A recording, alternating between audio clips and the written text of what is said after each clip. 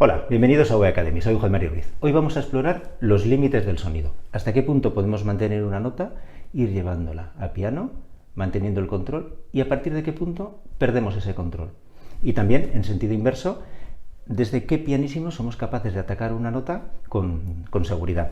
Cuando hacemos los ejercicios de sonido de calentamiento del cuaderno de estudio, por ejemplo, os recuerdo que lo podéis descargar en este mismo canal o en mi página web, juanmarioruiz.com. Normalmente comenzamos con notas a un volumen medio mantenida. Por ejemplo, respiramos bien, mantenemos la estabilidad del sonido. Ahora vamos a empezar esa nota en el mismo punto, pero vamos a ir bajando a piano.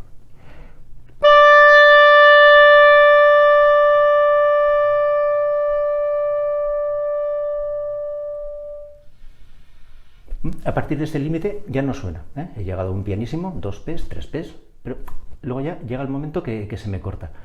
Voy a mantenerme estable en ese punto, donde todavía creo que controlo.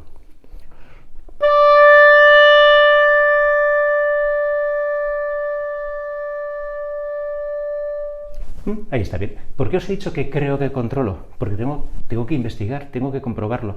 Si no verifico dónde está mi límite, corro el riesgo de, por no atreverme, ir un poco más atrás y al final no solamente no llegar a 3 Bs, sino quedarme en 2 o en 1, con lo que restrinjo mucho mi margen de dinámicas.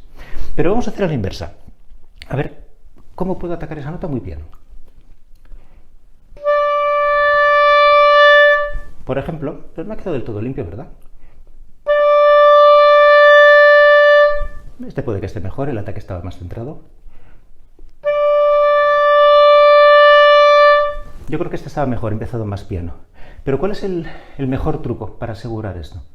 El atacar con la lengua nos asegura la nota, pero le da un punto de dureza que no siempre vamos a necesitar.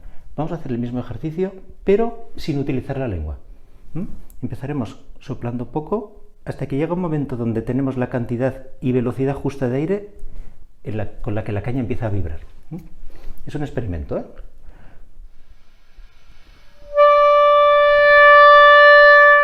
¿Veis?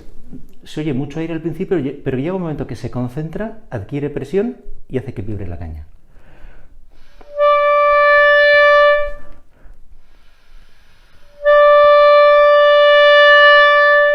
Ahora de lo que se trata es de que sea más corta esa parte donde se escucha el aire y a ser posible que directamente la nota esté en el punto. Demasiado fuerte. Este estado mejor.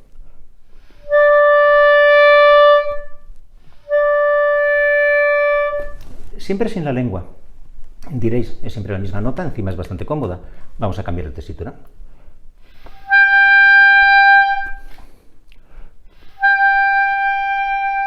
Intento cada vez más piano.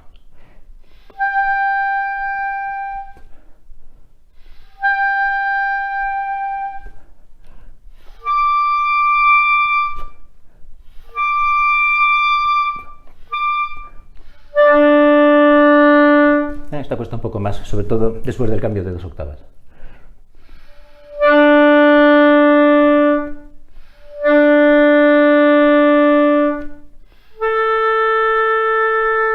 Estoy haciendo notas demasiado cortas, lo ideal sería que hiciéramos una redonda, 4, 8 pulsos, una vez que hemos conseguido el ataque, para mantener ese sonido.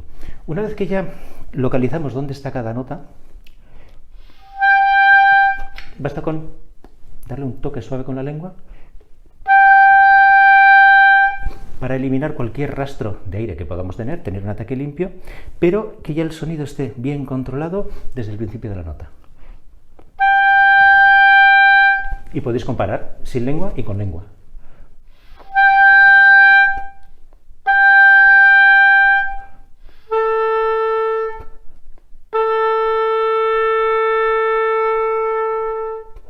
Esto podéis probarlo con varias cañas diferentes, porque una caña un poco más dura como la que yo tengo ahí seguramente requerirá un poco más de control, más cantidad de aire. Esta es más cómoda, y siempre dentro de vuestro calentamiento, cualquier ejercicio que hagáis, cualquier variante sobre el control del sonido va a enriquecer vuestra paleta de recursos, de herramientas que tenéis para controlar el oboe. Seguimos la semana que viene.